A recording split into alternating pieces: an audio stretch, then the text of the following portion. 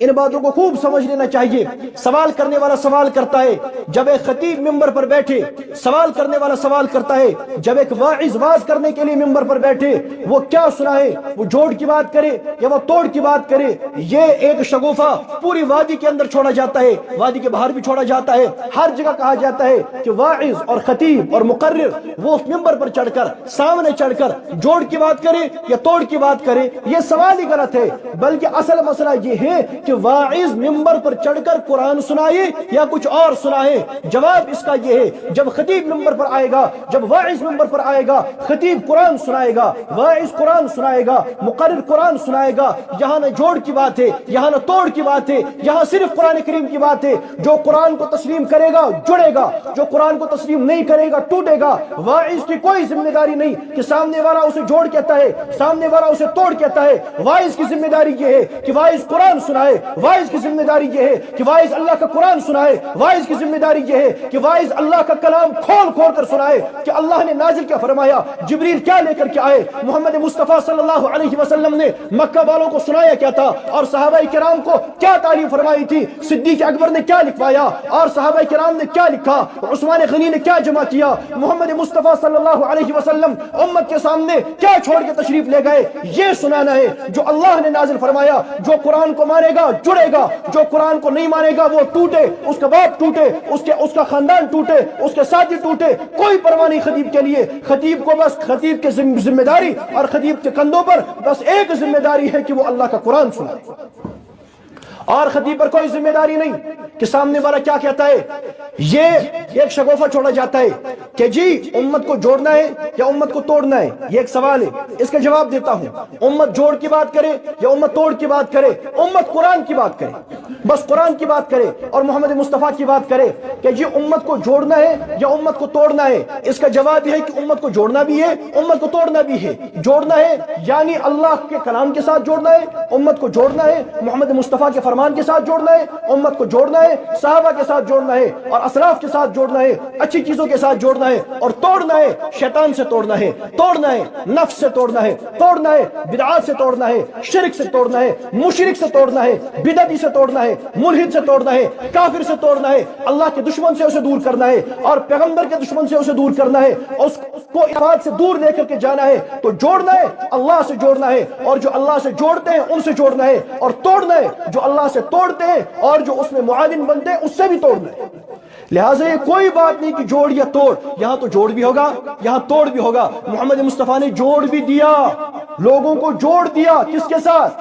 اللہ کے ساتھ۔ لوگوں کو جوڑا کس کے ساتھ؟ اپنے ساتھ، اپنے ساتھ۔ لوگوں کو جوڑا اللہ کے کلام کے ساتھ، لوگوں کو جوڑا اپنے فرمودات کے ساتھ، اور توڑ دیا مشرکین مکہ سے، توڑ دیا ان کے باپ سے جو مشرک تھا، توڑ دیا اس ماں سے جو مشرکہ تھی، اور توڑ دیا اس بھائی سے جو مشرک تھا، توڑ دیا اس آدمی سے جو پیغمبر کا مخالف تھا۔ لہٰذا جو پیغمبر کا اس سے جوڑا اور جو پیغمبر کا مخالف اس سے توڑ دیا۔ یہ کوئی بات نہیں، یہ نہ اللہ کا قرآن ہے نہ حضور کی حدیث ہے کہ جی امت تو پہلے سے ٹوٹ گئی ہے اور نہ توڑو۔ تو میں نے توڑی ہے، وہ تو پہلے سے ٹوٹی ہوئی ہے، وہ تو میرے پیدا ہونے سے پہلے سے تم لوگوں نے مسائل بنا رکھے تھے اور مسائل کھڑے کر رکھے تھے، تم نے ٹکڑے کر رکھے تھے۔ ہم بس اتنا کر رہے ہیں کہ جب سے ہم آئے ہیں ہم نے دیکھا کہ اللہ کا قرآن کیا کہتا ہے، محمد مصطفیٰ علیہ السلام کیا فرماتے ہیں، صحابہ کیا کرتے تھے، تو ہم نے بس اتنا کیا جو ٹکڑے تم لوگوں نے پہلے سے کر رکھے تھے اس میں سے ہم نے دیکھا کہ کون سا والا ٹکڑا اور کون سا والا رستہ قرآن والا ہے، حدیث والا ہے، بس ہم نے لوگوں کو جمع کرنا شروع کر دیا، بھائی اس رستے پر لگو۔ یہ بس ہم نے کام کیا ہے، ورنہ ٹکڑے تو تم لوگ پہلے کر چکے تھے۔ ہم تو بس آ کر کے کہہ رہے ہیں جو ٹکڑے تم لوگوں نے کیے ہیں اس میں سے یہ والا رستہ یہ قرآن کا ہے اور یہ حدیث کا ہے، یہ سنت والا، اس پر آؤ۔ ہم نے تھوڑے توڑ کا کام کیا، ہم تو قرآن کی بات کر رہے ہیں اور کہہ رہے ہیں یہ والا رستہ صحابہ تک جاتا ہے، یہ والا رستہ حضور تک جاتا ہے، یہ والا رستہ قرآن کریم کا ہے، اس پر آؤ۔ کہ جی حضور صلی اللہ علیہ وسلم نے امت کو جوڑا ہے کس کے ساتھ؟ یہ سوال ہی، یہ جو سوال کرتا ہے نا یا یہ ایسی بات کرتا ہے تو اس سے پوچھیں، جب کوئی آدمی پوچھے گا نا کہ حضور صلی اللہ علیہ وسلم نے جوڑا تو سوال کرے کس کے ساتھ؟ ارے فریق ثانی بھی تو ہونا، سوال تو یہ تو بات ہی آدھی ہے، حضور نے جوڑا تو کس کے ساتھ جوڑا یہ تو بتا۔ مزمل کا نکاح ہوا، سوال کس کے ساتھ؟ فریق ثانی ہوگا تو نکاح ہوگا نا، تو حضور نے جوڑا کس کے ساتھ یہ بتاؤ نا، یہ بتاؤ۔ بس آگے کوئی جواب نہیں. کیوں؟ کیونکہ بات ہی غلط ہے، محمل بات ہے. پوری بات کرو، آدھی بات نہیں. پورے جھوٹ سے آدھا سچ زیادہ خطرناک ہوتا ہے. تو یہ تو سچ ہے لیکن آدھا ہے. حضور نے جوڑا، آگے پورا سچ بتاؤ. حضور نے جوڑا، کس کے ساتھ جوڑا؟ حضور صلی اللہ علیہ وسلم نے اپنے ساتھ جوڑا. کس کے ساتھ؟ پیغمبر صلی اللہ علیہ وسلم نے اپنے ساتھ لوگوں کو جوڑا. کیونکہ حضور پیغمبر تھے، اللہ تعالیٰ کے نمائندے تھے. پیغمبر صلی اللہ تعالیٰ علیہ وسلم اللہ تعالیٰ کی بات پیش کرتے تھے. رسول اللہ صلی اللہ علیہ وسلم اللہ تعالیٰ کے فرمودات سامنے لاتے تھے. یہ اللہ کے نمائندے ہیں پیغمبر، لہٰذا رسول اللہ صلی اللہ علیہ وسلم لوگوں کو اپنے ساتھ جوڑتے تھے. کیونکہ جو حضور کے ساتھ جڑے گا وہ اللہ کے ساتھ جڑے گا، راہ ہدایت پر آئے گا. جو لوگ حضور کے ساتھ جڑے وہ آٹومیٹیکلی خود بخود ایک دوسرے کے ساتھ جڑتے چلے گئے. کیونکہ ہر آدمی جب حضور کے ساتھ جڑ رہا ہے تو آپس میں بھی جڑ رہے ہیں. جو آدمی حضور کے ساتھ نہیں جڑا وہ آپس میں بھی نہیں جڑے، وہ ان سے بھی نہیں جڑے. پتہ چلا کہ ہمیں لوگوں کو جوڑنا ہے حضور کے ساتھ. اب جو حضور علیہ السلام کے فرمودات کے ساتھ جڑتا ہی نہیں، جو قرآن کے ساتھ جڑتا ہی نہیں، تو ایسے کو کیسے جوڑے؟ ہاں، دوسرا اس کا معنی یہ ہے کہ حضور نے لوگوں کو آپس میں جوڑا تو یہ کائنات کا بدترین جھوٹ ہے. اگر کوئی آدمی یہ کہتا ہے کہ نبی کریم علیہ الصلوۃ والسلام نے لوگوں کو آپس میں جوڑا، لوگوں کو آپس میں ان کا جوڑ دیا، یہ جھوٹ ہے، سری جھوٹ ہے، یہ کہیں نہیں، جھوٹ بولتا ہے. جو آدمی کہتا ہے حضور نے لوگوں کو آپس میں، بس ان کے آپس میں جوڑ دیا، پھر وہ مشرک ہو اس سے بھی جوڑا، بدعتی ہو اس سے بھی جوڑا، مخالف ہو اس سے بھی جوڑا، قرآن کو مانے اس سے بھی جوڑا، نہ مانے اس سے بھی جوڑا، اور اللہ کو مانے اس سے بھی جوڑا، نہ مانے اس سے بھی جوڑا. یہ کائنات کا بہت بڑا جھوٹ ہے اور ہم جھوٹ سے اللہ کی پناہ چاہتے ہیں. نبی کریم علیہ السلام نے ایسا نہیں کیا. حضور نے جوڑا تو اپنے ساتھ جوڑا، جو حضور کے ساتھ جوڑا ایک دوسرے کے ساتھ جڑتے چلے گئے. تو یہ جو شگوفے چھوڑے جاتے ہیں، نہ اللہ کی آیت ہے نہ حدیث سے، اس کو ہم کہتے ہیں شٹل. کیا کہتے ہیں؟ شٹل چھوڑ دینا. وہ چھوڑ دیا، کوئی پوچھنے والا نہیں. بزرگوں جوڑنا ہے لیکن کس کے ساتھ؟ قرآن کے ساتھ. کس کے ساتھ جوڑنا ہے؟ قرآن. اور جو قرآن کے ساتھ جڑے گا وہ خود بخود ہمارے ساتھ جڑے گا. جو قرآن کے ساتھ نہیں جڑے گا تو ہمارے ساتھ کیسے جڑ سکتا ہے؟ آپ قرآن والے، دوسرا آدمی قرآن مانتا ہی نہیں، تو جوڑ کیسے ہوگا؟ مجھے آج تک سمجھ نہیں آیا ہوگا کیسے جوڑ. ان باتوں کو سمجھے. اچھا مجھے بتائیے کہ جب ہمیں اپنا عقیدہ بنانا ہے، عقیدہ، تو عقیدہ پہلے کہاں سے بنے گا؟ ارے کہاں سے بنے گا عقیدہ؟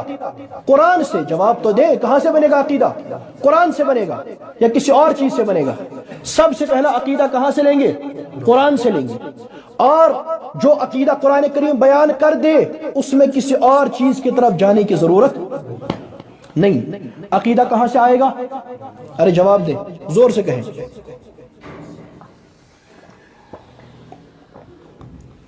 الحمدللہ. عقیدہ کہاں سے آئے گا؟ قرآن سے. مسئلہ کہاں سے معلوم ہوگا؟ قرآن سے. اصول و ضوابط کہاں والے ہوں گے؟ قرآن والے ہوں گے. مسئلہ بھی قرآن والا، عقیدہ بھی قرآن والا. بزرگوں، اللہ کے نبی نے ہمیں قرآن والا کہا ہے، قرآن والا. ہم قرآن والے ہیں. قرآن مظلوم، قرآن مظلوم. نہ لوگ پڑھتے ہیں، نہ پڑھنے دیتے ہیں، نہ سمجھتے ہیں، نہ سمجھنے دیتے ہیں، نہ درس دینے دیتے ہیں. جس آدمی کا یہ عقیدہ ہو کہ درس قرآن سے توڑ پیدا ہوتا ہے، اس جیسا بیمانی کوئی نہیں. جس آدمی کا نظریہ یہ ہو، جس آدمی کی بات یہ ہو کہ درس قرآن سے توڑ پیدا ہوتا ہے، وہ خود بے ایمان ہے. لوگوں کو کیا ایمان سکھائے؟ درس قرآن سے تو اللہ کے نبی علیہ السلام نے لوگوں کو جوڑا.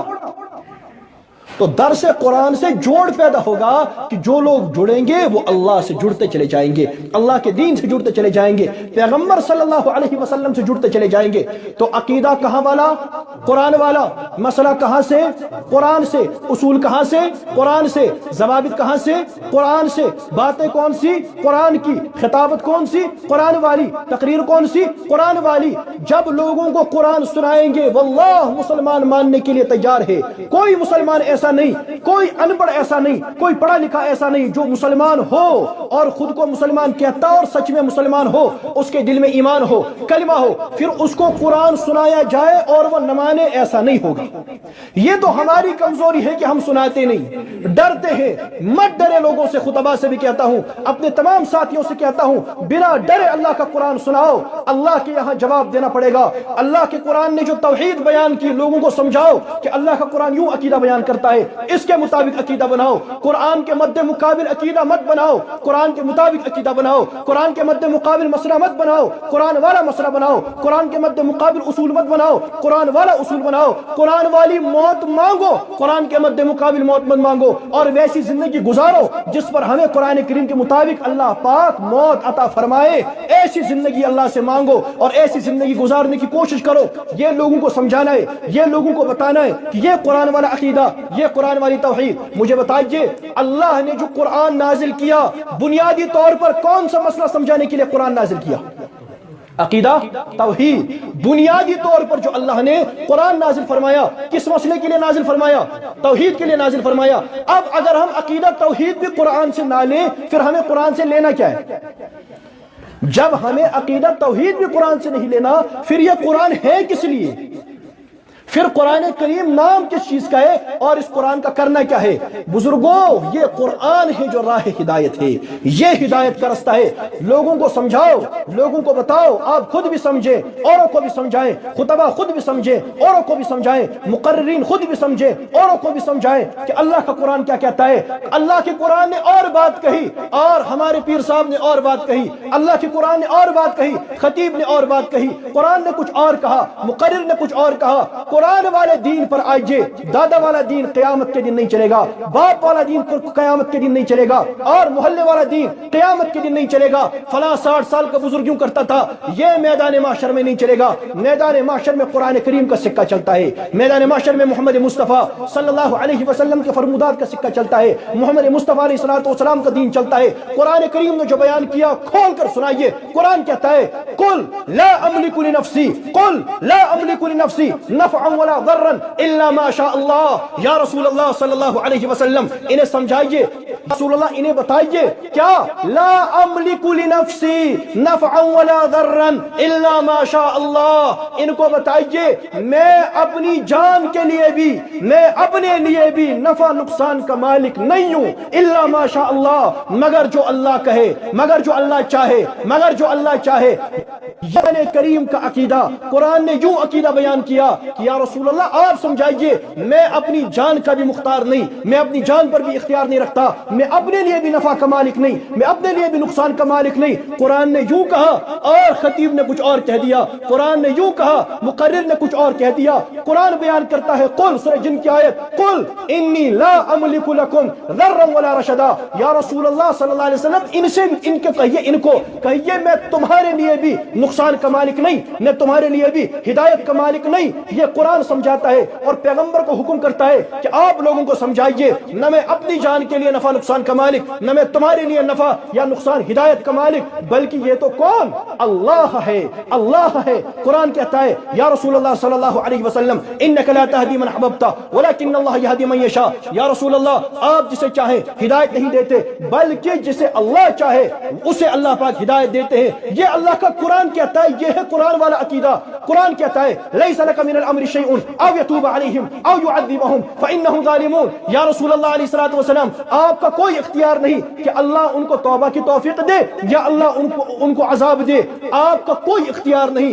یہ قرآن والا عقیدہ، من یضلل اللہ فلا ہادی لہ، لا ہادی لہ، جس کو اللہ گمراہ کرے اس کو کوئی ہدایت دینے والا نہیں۔ اللہ نے سب کی نفی کر دی، کوئی ہدایت دینے والا نہیں۔ یہ قرآن والا عقیدہ، یہ قرآن والا عقیدہ۔ قرآن کہتا ہے سورہ کہف میں ولا تقولن لشیء انی فاعل ذلک غدا الا ان یشاء اللہ۔ یہ قرآن کہتا ہے یا رسول اللہ علیہ الصلوۃ والسلام آپ ہرگز نہ کہیں، یہ تاکید کے ساتھ فرمایا، یہاں طلبہ علماء بیٹھے ہیں، تاکید کے ساتھ فرمایا ولا تقولن، ہرگز نہیں کہنا اے ہمارے محبوب پیغمبر، ہرگز نہیں کہنا۔ کیا نہیں کہنا؟ انی فاعل ذلک غدا، میں یہ کام کل کروں گا، ایسا کبھی نہیں کہنا۔ الا ان یشاء اللہ، مگر جو اللہ چاہے۔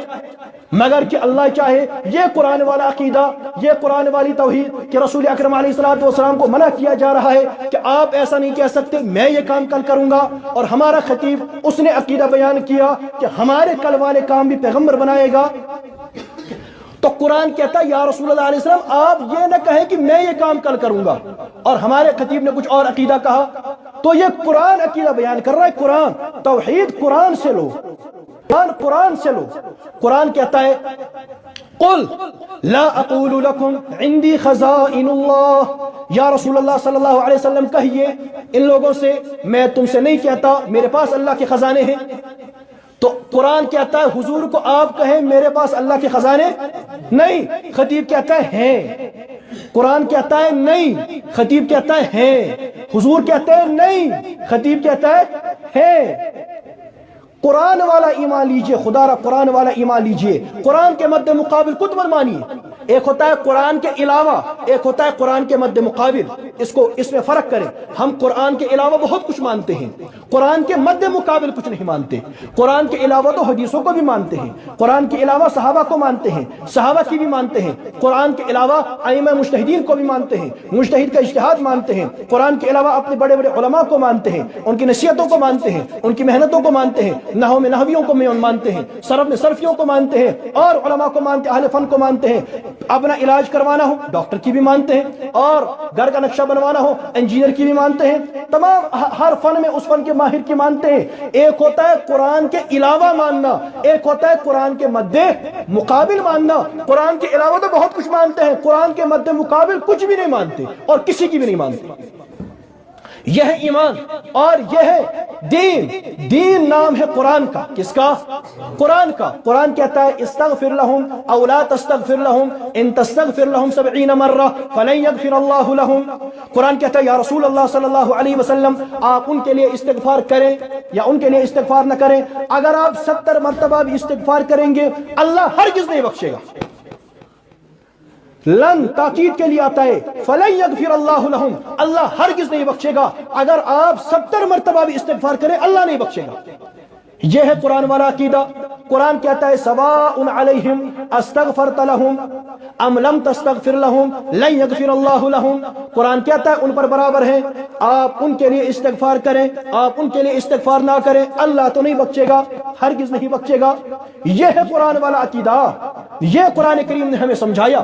بزرگوں قرآن کو مانیں، قرآن والا عقیدہ بنائیں، یہ قرآن کریم والا عقیدہ ہے۔ قرآن کہتا ہے امن یجیب المضطر اذا دعاہ، کون ہے وہ جو پریشان حال کو جواب دیتا ہے، جو پریشان حال کی سنتا ہے جب وہ دعا کرتا ہے۔ امن یجیب المضطر اذا دعاہ، کون ہے جسے پکارا جاتا ہے وہ جواب دیتا ہے۔ ویکشف السوء، پریشانی کو دور کرتا ہے۔ ویجعلکم خلفاء الارض، تمہیں زمین میں حکومت دیتا ہے۔ کون ہے؟ اِلٰہ مع اللہ، ہے کوئی اللہ کے سوا؟ قرآن سوال کرتا ہے کوئی اللہ کے سوا؟ خود یہی قرآن کہتا ہے وَإِلَٰهُكُمْ إِلَٰهٌ وَاحِدٌ، تمہارا الہ بس ایک الہ ہے۔ اور یہ تو تمام ایمان والوں کا عقیدہ، لا الہ الا اللہ محمد الرسول اللہ صلی اللہ علیہ وسلم۔ کیا ہمارا الہ کا؟ پوچھو قرآن سے۔ کیا ہمارا الہ کا؟ پوچھو قرآن سے۔ قرآن کہتا ہے الہ کا معنی ہے جو دعائیں قبول کرتا ہے۔ جب ہم نے اوروں سے بھی مانگا تو لا الہ کہاں گیا؟ جب ہم نے اوروں کو بھی مشکل کشا مانا، حاجت روا مانا، قرآن کہاں گیا؟ واللہ لوگ سننے کے لیے تیار ہیں، واللہ لوگ قرآن ماننے کے لیے تیار ہیں، لیکن بتایا ہی نہیں گیا۔ اور میں ان تمام ساتھیوں احباب اور خطباء سے گزارش کرتا ہوں، ان سے گزارش کرتا بھی ہوں ہمیشہ، قیامت کا بھی دن ایک آنے والا ہے، قیامت کا بھی ایک دن آنے والا ہے کہ ایک امام، ایک خطیب ایک مسجد میں 20 سال بیٹھا، 30 سال بیٹھا، 40 سال بیٹھا، 10 سال بیٹھا، پیچھے اس کے ایک آدمی نماز پڑھتا تھا، اس کے سر پر نماز پڑھتے پڑھتے نشان لگ گئے تھے، عقیدہ شرکیہ تھا، خود امام موحد تھا، اس نے 10 سال 20 سال کبھی نہیں بتایا اسے اپنا عقیدہ درست کر لے، اپنا عقیدہ قرآن والا بنا لے۔ وہ آدمی شرکیہ عقیدہ لے کر مر گیا، کیا یہ میدان محشر میں اس امام کا گریبان نہیں پکڑے گا؟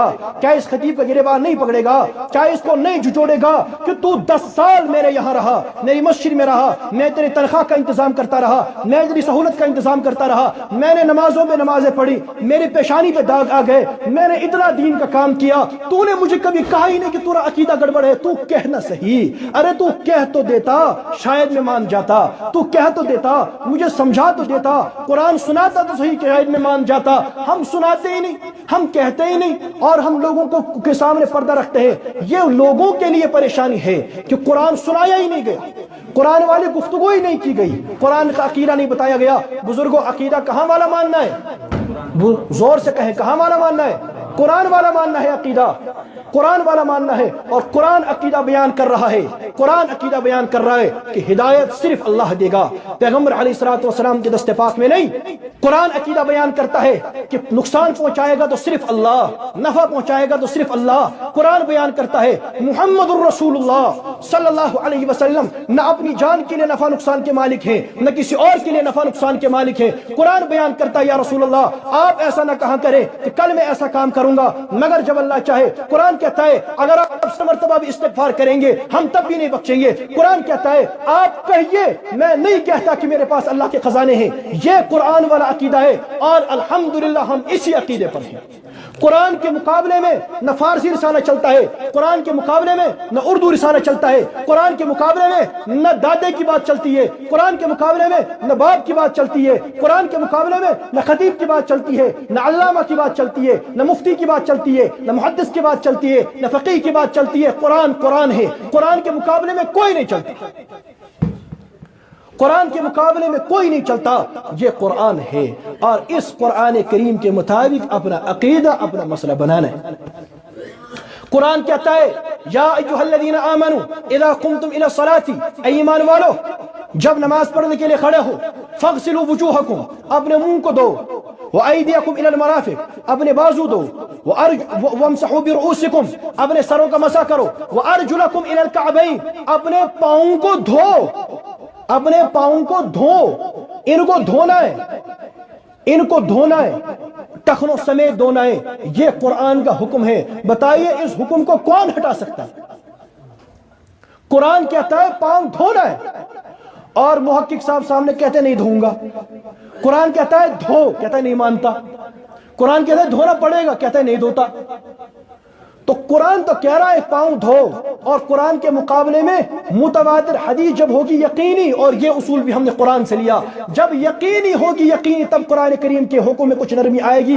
خبر واحد حدیث میں قرآن کریم کے مقابلے میں نہیں چلتی. تم نے کس دلیل سے ان عام موضوع پر مسا کیا اور قرآن کریم کے حکم کو ہٹا دیا؟ قرآن نے کہا منہ دھو, کہ جی دھو لیا, اپنے بازو دھو, کہ جی دھو لیا, ان کو دھو لیا, اور اپنے سر کا مسا کرو, ان کا بھی کر لیا. پاؤں دھو, کہ جی نہیں دھوتا. ارے پاؤں تو دھو, کہ جی نہیں دھوتا. کیوں نہیں دھوتا؟ مجھے فلاں صاحب نے کہا ہے. فلاں صاحب قرآن کے مقابلے میں نہیں چلتا. فلاں ڈاکٹر صاحب اور فلاں علامہ صاحب, فلاں مدنی اور خیر مدنی صاحب, قرآن کے مقابلے میں کسی صاحب کی کوئی وقت نہیں ہے. لہٰذا ہمارا عقیدہ بھی کون سا والا؟ قرآن والا. ہمارا مسئلہ بھی کہاں والا؟ قرآن والا. سب سے پہلے پڑھنا بھی کیا ہے؟ قرآن ہے. سب سے پہلے سمجھنا بھی کیا ہے؟ قرآن ہے. دوسروں تک پہنچانا بھی کیا ہے؟ قرآن ہے. یہ جو ہے نا, یہ جو بخاری شریف میں حدیث ہے کہ پہنچاؤ دوسرے تک اگرچہ وہ ایک آیت ہی کیوں نہ ہو. پتہ چلا پہلے بھی آیت ہی پہنچانی ہے. بلغوا عنی ولو آیہ, پتہ چلا پہنچانی آیت ہے, پہنچانا اللہ کا قرآن ہے. اللہ کا قرآن پڑھ کر کے سناؤ. اور قرآن کریم سے توڑ ووڑ پیدا نہیں ہوتے, قرآن کریم سے جوڑ پیدا ہوتا ہے. جو اللہ نے کلام نازل فرمایا, جب وہ بھی اس سے بھی جوڑ پیدا نہ ہو, پھر تیری دادی کی کتاب سے جوڑ پیدا ہوگا. کس سے جوڑ پیدا ہوگا؟ جوڑ کہاں سے پیدا ہوگا؟ قرآن سے. اور اصلاح کہاں سے ہوگی؟ قرآن سے. اور ہمارا دین و ایمان کہاں سے بچے گا؟ قرآن سے بچے گا. تو عقیدہ بھی قرآن والا, مسئلہ بھی قرآن والا, اور پڑھنا بھی پہلے کیا ہے؟ قرآن ہے. قرآن پڑھنا ہر مسلمان پر فرض عین ہے. اور میں ایک اور مسئلے کی وضاحت کر دوں. میں نے اس سے پہلے بھی کئی مرتبہ کہا تھا, آج تھوڑی سی وضاحت کر دوں. قرآن کریم پڑھنا ہر مسلمان پر فرض عین ہے. قرآن کریم کے سوا اور کتابیں پڑھنا ہر مسلمان پر فردن فرض عین نہیں ہے. صحیح بخاری, مسلم, ترمذی, اچھا آئیے فقہ حنفیہ کہ ہماری طرف ہدایہ, قدوری, ٹھیک ہے نا, وہ کتابیں بھی ہماری ہیں, فقہ بھی ہماری ہے. اور فضائل اعمال، منتخب حدیث، یہ جتنی فقہ کی کتابیں ہیں، حدیث کی کتابیں ہیں، تعلیم کی کتابیں ہیں، ان میں سے کوئی بھی کتاب ہر مسلمان پر پڑھنا فرض عین نہیں ہے، نہیں ہے۔ کسی بھی مفتی صاحب سے جا کر کے پوچھ لیں، کہیں بھی معلوم کر لیں، فرض عین نہیں ہے۔ ہاں فرض عین ہے، فرض عین ہے ہر مسلمان پر وہ مسائل معلوم کرنا جس سے اس کی نماز، اس کی زندگی وغیرہ سارے مسائل ٹھیک رہیں، اور یہ ایک عام مسلمان مفتی سے پوچھ کر بھی کر سکتا ہے، کوئی کتاب پڑھ کر بھی کر سکتا ہے، ٹھیک۔ ہر کتاب پڑھنا اور پوری پڑھنا اور سارا فن حدیث پڑھنا، سارا فن فقہ پڑھنا، ساری ہدایہ پڑھنا، ساری قدوری پڑھنا، ساری بخاری پڑھنا، تمام حدیث پڑھنا، ساری فضائل اعمال پڑھنا، منتخب حدیث پڑھنا، کسی مسلمان پر فردن فرض عین نہیں ہے، نہیں ہے۔ کسی سے جا کر پوچھ لیں، اس میں کسی کا کوئی اختلاف نہیں ہے، سب کو پتا ہے۔ کسی بھی مکتب فکر سے جا کر پوچھ لیں، مسئلہ یہی ہے، تو فرض عین نہیں ہے۔ میری بات سمجھ آئی؟ ہاں علم فقہ حاصل کرنا سارا فرض کفایہ ہے کہ چند علماء کر لیں گے، پوری طرف سے ادا ہو جائے گا، ورنہ تو آپ سارے کے سارے فاسق بیٹھے ہیں۔ آپ میں سے کتنوں نے ساری صحیح بخاری پڑھ لی؟ اگر فرض تھی تو آپ میں سے کتنے گئے؟ میری بات سمجھ آئی؟ آپ میں سے کتنوں نے ہدایت پڑھی؟ میں نے ایک مرتبہ یہ مسئلہ یہ بیان کیا تو کسی نے کہا، وہ صاحب پوچھنے لگے، لکھا کیا کہ جی آپ بتائیے جنازہ کہاں سے لیں گے، فلاں مسئلہ کہاں سے لیں گے؟ میں نے کہا اللہ کے بندے تو میری بات سمجھائی نہیں، یہ تو میں لوگوں کو ہمیشہ سمجھاتا۔ میں نے یہ کب کہا کہ معاذ اللہ حدیث حجت نہیں، فقہ حجت نہیں؟ یہ نہیں، میں نے تو زندگی بھر منوایا ہے کہ فقہ، اور میں نے زندگی بھر منوائی ہے حدیث۔ آپ میری باتوں کو ہی نہیں سمجھتے، یا سمجھ کرنا سمجھ بنتے ہیں۔ ہم نے کہا فردن ہر ایک پر پڑھنا فرض عین نہیں ہے، ورنہ علم حدیث حاصل کرنا اچھے وہ تو فرض کفایہ ہے کہ کچھ علاقے میں کچھ علماء نے وہ کر لیا، سب کی طرف سے ادا ہو گیا۔ ہاں جتنا اسے ضرورت پڑے ہر آدمی کو اتنا فرض عین ہے، اور وہ اس سے پوچھ کر بھی کر سکتا ہے، اس پر خود فردن ہر کتاب پڑھنا فرض عین نہیں ہے، یہ ہے مسئلہ۔ لیکن قرآن کریم پڑھنا ہر مسلمان پر فردن فرض عین ہے، یہ ہے مسئلہ۔ قرآن کریم پڑھنا، صحیح پڑھنا ہر مسلمان پر فرض عین ہے، وہ تو پڑھتے نہیں وہ تو۔ اور یہاں یہ مسئلہ ہے، جو آدمی 7 گھنٹے مطالعہ کرتا ہے، 8 گھنٹے مطالعہ کرتا ہے، اپنے نصاب کتاب بھی پڑھتا ہے، اردو بھی پڑھے گا، عربی پڑھے گا، حدیث پڑھے گا، فقہ پڑھے گا، سب پڑھیں گے، قرآن نہیں پڑھیں گے، قرآن کھولنے کی توفیق ہی نہیں ہوگی۔ حالانکہ پہلا حق کس کا تھا؟ پڑھنے میں بھی، سمجھنے میں بھی، تبلیغ میں بھی، عقیدے میں بھی، مسئلے میں بھی پہلا حق کس کا؟ قرآن کا۔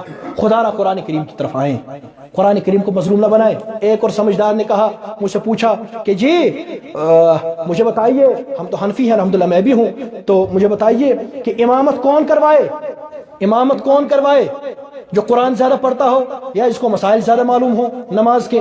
حالانکہ فقہ حنفیہ کا تو یہی مسئلہ ہے، اور یہی ٹھیک بھی ہے کہ جو زیادہ مسائل سے واقف ہوگا امامت کون کروائے گا؟ وہی۔ تو اسے لگا بڑی مضبوط بات لے کر کے آیا۔ میں نے کہا دیکھنا یہ ہے کہ جس کو مسائل زیادہ معلوم ہے اس کا قرآن بھی درست ہے یا نہیں۔ ارے پہلے دیکھنا ہے نا، اگر اس کا قرآن درست نہیں پھر تو وہی پڑھے گا جس کا درست ہے، اگر جسے کم مسائل معلوم ہے۔ پتہ چلا یہاں بھی پہلے کون سا؟ قرآن۔ ہاں اگر قرآن دونوں کا درست ہے، اب تو قرآن میں برابر ہو گئے نا، اب قرآن میں برابر ہو گئے۔ اب ٹکراؤ کن میں ہے؟ مسائل۔ اب مسئلے اور قرآن کا ٹکراؤ نہیں، بلکہ کس کا ہے؟ اس کے مسئلے کا، اس میں چونکہ اس سے زیادہ پتہ ہے لہٰذا یہ پڑھائے گا۔ میری بات سمجھ آئی؟ پہلا درجہ تو قرآن کا ہے، پہلا کس کا ہے؟ قرآن کا ہے، لہٰذا قرآن کی طرف آئیں گے نا انشاءاللہ۔ اور سب سے پہلے کیا کرنا ہے؟ قرآن کو پڑھنا ہے اور صحیح پڑھنا ہے، لہٰذا کریں گے نا کوشش۔ اگر میں ابھی کہوں کہ یہاں آپ کے علاقے میں کتنے لوگ قرآن کریم ٹھیک پڑھتے ہیں تو کتنوں کے ہاتھ کھڑے ہوں گے؟ یہ مسئلہ ہے۔ ہمارے وہاں سری نگر میں کل دیکھ رہا تھا، ہمارے ایک ساتھی نے، میرے دوست نے، کل ملتے ہیں، اس نے وہاں جامع مسجد کے قریب وہ ویڈیو آئی تھی، میں نے فیس بک پر دیکھی، مجھے ایک کسی نے دکھائی، انہوں نے جامع مسجد کے قریب وہاں لوگوں کو پکڑا جو چل رہے تھے، مسلمان سارے، دکاندار، غیر دکاندار، چلنے والے۔ 4 سوال کرتا تھا، ایک ہمارے نبی کا نام کیا ہے، دوسرا سوال کرتا تھا کہ ہمارے پیغمبر صلی اللہ علیہ وسلم کے والدین کا نام کیا ہے، تیسرا سوال کرتا تھا کہ نبی علیہ السلام کی بیٹیاں کتنی ہیں، اور پھر سوال کرتا تھا ان کے نام کیا ہیں۔ آپ دیکھیں کسی کو نہیں آیا، مسلمان چل رہے سڑک پر، کسی نے 1 کا جواب دیا، کسی نے 2 کا جواب دیا، کسی نے شاید 4 کا جواب دیا ہوگا، اکثریت میں 4 کا جواب کوئی نہیں دے پایا۔ یہ مسئلہ ہے۔ ایک سے پوچھا آپ کے امی کا نام کیا ہے، کہتا ہے عائشہ، دوسرا کہتا ہے خدیجہ، تیسرا پتہ نہیں کچھ اور کہتا ہے۔ ایک سے کہا بیٹیاں کتنی ہیں، کہا 5، کسی نے کہا 6۔ یہ ہے مسلمانوں کا حال. یہ 2-3 دن پہلے ہوا ہے اور ہمارے سری نگر میں جامع مسجد کے پاس نوہٹا میں یہ مسلمان کی حالت ہے. اور یہی لوگ جب کھڑے ہوتے ہیں کہتے ہیں مولویوں کو کچھ نہیں آتا. کیا کہتے ہیں؟ مولویوں کو کچھ نہیں آتا, علماء کو کچھ نہیں پتا. تمہیں تو آج تک یہ نہ پتا چلا کہ ہمارے پیغمبر کی بیویاں کتنی تھی, ان کے نام کتنے تھے. اور یہ کہتا ہے مفتی کو کچھ نہیں پتا, مولوی کو کچھ نہیں پتا. مفتیوں کو تم سے زیادہ آتا ہے, مولویوں کو تم سے زیادہ آتا ہے. قرآن بھی آتی ہے, حدیث بھی آتی ہے, فقہ بھی آتی ہے, ان کو مسائل پتا ہے. ہاں ان کو پتا ہے, ہم کہیں گے یہ مانیں گے نہیں. لہٰذا چونکہ اب آپ ہی کا ذہن ہو گیا ہمیں ماننا نہیں, اب وہ کہتے ہی نہیں. چھوڑ دو, آپ سننے کے لیے تیار ہو جائیں, قسم بخدا کہنے والے بھی موجود ہیں چونکہ لوگوں کا ذہن ہو گیا ہے. میں آخری بات کرتا ہوں, ختم کرتا ہوں انشاءاللہ. سامنے خطیب آئے گا, یہ قرآن سنائے, یہ حدیثیں سنائے, یہ فقہ سنائے, یہ سب کچھ سنائے, لیکن آواز نہ ہو. آواز نہیں تھی, لوگ کہتے ہیں اس کو آئندہ بلانا نہیں ہے. کیوں؟ کیونکہ کانوں کی عیاشی کی عادت ہو گئی ہے نا. اب اگلا آئے گا, اس کو ہم کہتے ہیں گلوکار. کیا کہتے ہیں؟ گلوکار. وہ گائے گا اچھی طرح, چلائے گا, کہے گا کچھ نہیں. بس ماشاءاللہ کیا تقریر ہوئی, ماشاءاللہ کیا, وہ بھی ان پڑھ یہ بھی ان پڑھ, ماشاءاللہ کیا تقریر ہوئی. اور وہی شاہ علامہ بھی ہیں, مولانا بھی ہیں, اور قبلہ بھی ہیں, اور فضیلت الشیخ بھی ہیں. اس نے کبھی مدرسہ دیکھا نہیں دیکھا, وہ قرآن بھی غلط پڑھ رہا ہے, حدیثیں بھی غلط پڑھ رہا ہے, نبی کے نام پر جھوٹ بول رہا ہے, وہ کہہ رہے سبحان اللہ. تو بزرگوں باتیں سمجھیں, یہ مسئلہ ہے. تو یہ جو قانون کی عیاشی کے ہم عادی ہو گئے ہیں نا, اس کو چھوڑیں اور ان کو لوگوں کو سامنے بٹھائیں جو آپ کو قرآن سنائیں, جو آپ کو حدیثیں سنائیں, جو محمد عربی صلی اللہ علیہ وسلم کا دین سنائیں, آپ کے عقائد کو درست کریں. گلوکاروں کو چھوڑیں. کیا اب بھی وقت نہیں آیا ان گائکوں کو, اور یہ جو پیشہ ور ہیں, خطیب ہیں, پیسے لیتے ہیں, اس پر آتے ہیں اور گا کر کے چلے جاتے ہیں, ان کو چھوڑ دیں. اصل جو علماء ہیں, طلباء ہیں, ان کے پاس جائیں اور ان کو کہیں کہ ہم سنیں گے اللہ کا قرآن, ہم تیار ہیں پیغمبر کا دین سننے کے لیے. اگر میں 20 سال سے کسی غلط مسئلے پر ہوں, میں ہٹ درمی نہیں کروں گا. اگر میں 30 سال سے کسی غلط مسئلے پر ہوں, میں ہٹ درمی نہیں کروں گا. مجھے قرآن والا مسئلہ بتا, حدیث والا مسئلہ بتا, پیغمبر والا مسئلہ بتا, میں سن لوں گا. آپ اس کو اعتماد دیں, واللہ آپ کو سنانے والے بھی موجود ہیں, سمجھانے والے بھی موجود ہیں. کریں گے نا انشاءاللہ. لہٰذا محمد عربی علیہ السلام کے ساتھ وفاداری کا ارادہ کریں اور قرآن کریم کے ساتھ وفادار رہیں. اللہ تعالیٰ سمجھنے کی توفیق عطا فرمائے. کلمہ